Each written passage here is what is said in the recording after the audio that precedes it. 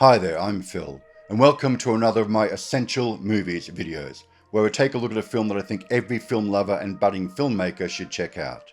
Today, we're looking at Lord of the Flies.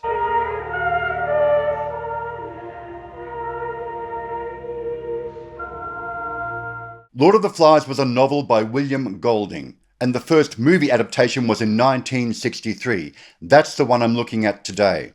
There was a later one in 1990, and even a Filipino adaptation of the book called, Alcatrang Dugo. I hope I'm pronouncing that correctly. I had not seen that one. And the 1990 one's not a bad film. It's actually got better production values, arguably. But it's the 1963 version that is the classic. This was directed by Peter Brook. Now, Peter Brook was a theatre director, primarily. He ran the Royal Shakespeare Company for about 20 years. And in fact, most of his films are in fact pro-shoots of his theatre productions. This is one of the few exceptions where he made a proper feature film. And it was a pretty tough film to make, after all, dealing with a cast entirely made up of young boys on a remote abandoned island they shot in Puerto Rico. So they weren't completely remote, but it certainly looks like they were. And as you can see from the film, they're shooting in the jungle after all. I can't hardly move with all these creeper things. And there are some dangerous and hairy things going on that they're trying to film as safely as possible with these boys.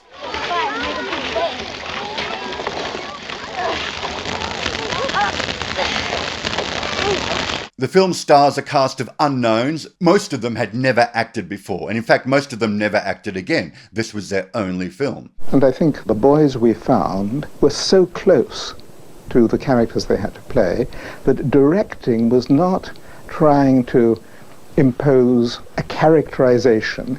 It was making the boys feel at ease and believe in what they were doing, and then do it spontaneously and naturally. The lead character, Ralph, is played by James Aubrey, and he did go on to do other things after this. I've done TV shows and a few films. I'm what is known as a jobbing actor. In fact, ironically, the one boy in here, and he only plays a very small role in this, but the one boy who does go on to have a continuing acting career is Nicholas Hammond.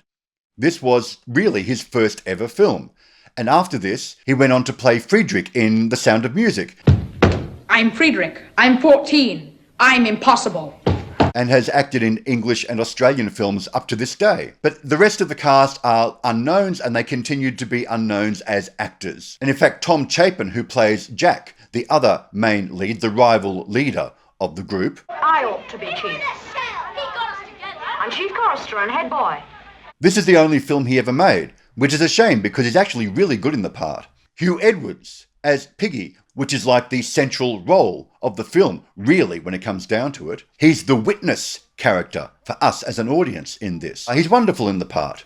I don't care what they call me, as long as they don't call me what they did at school. What's that? They used to call me Piggy. Piggy! I felt Piggy never really realised the potential power he had and his ability to influence the situation. He was a wise counsel, but not quite wise enough. Who knows we're here? Nobody knows we're here. Perhaps they knew where we were going to. Perhaps not. But they don't know where we are now, because we never got there. We might stay here till we die.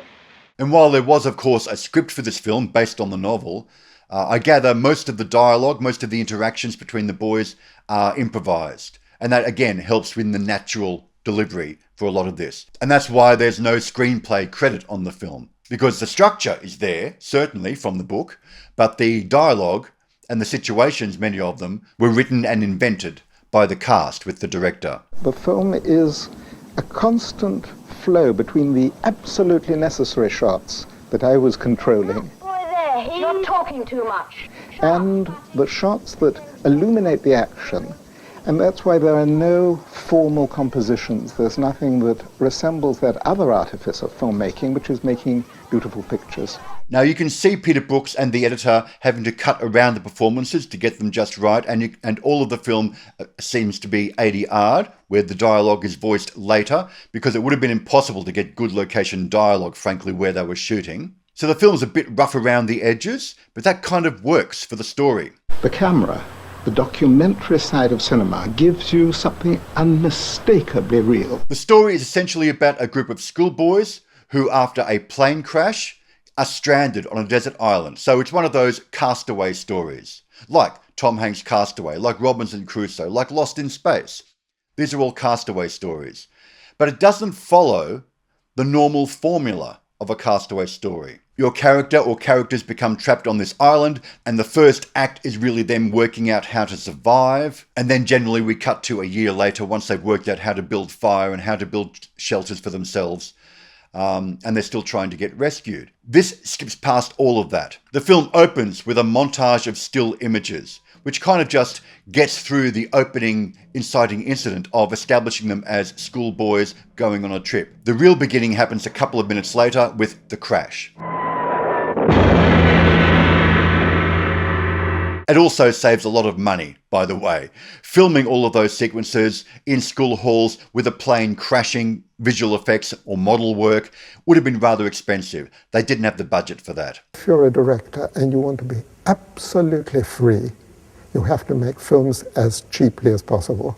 The film proper starts once the boys are revealed alone on the island. And they very quickly work out how to make fire and how to build shelters. So they're very organised. The real story is about the rivalry between Ralph and Jack. And you shut up. Who are you anyway, just sitting there telling people what to do? You can't hunt, you can't sing. I'm chief. I was chosen. Why should choosing make any difference?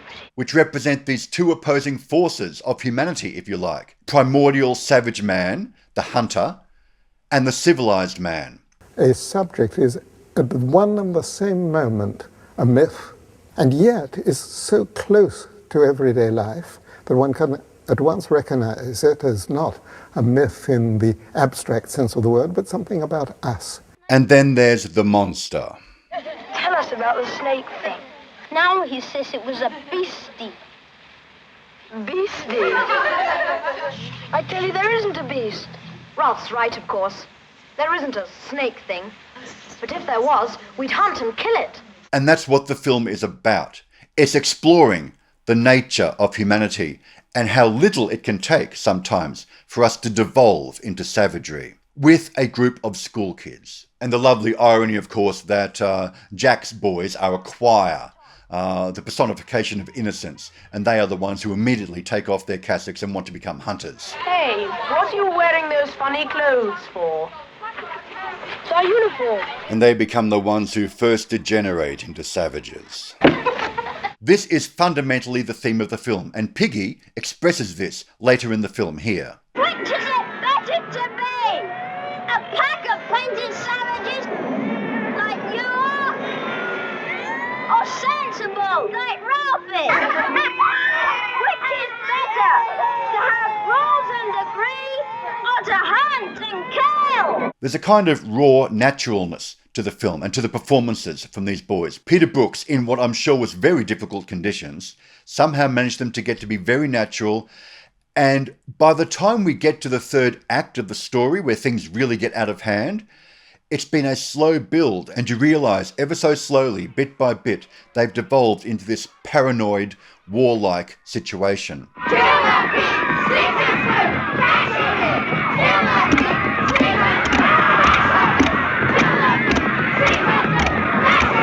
So by the time we get to the final moments of the film, you realise the stark contrast between the savagery of most of the boys by this point and the attempt to retain his humanity by young Ralph in particular. That was Golding's thesis, that human nature, deep down, can easily revert to a fundamental savagery.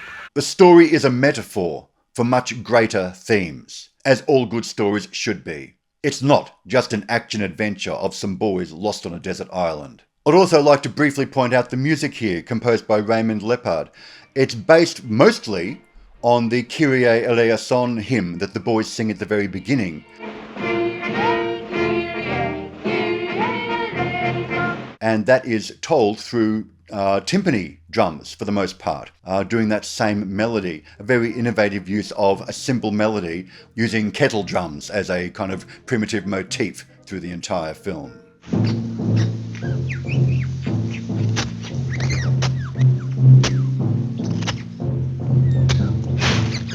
So check out, if you can, the original 1963 version of Lord of the Flies, directed by Peter Brook. Thanks for watching. I'll see you next time.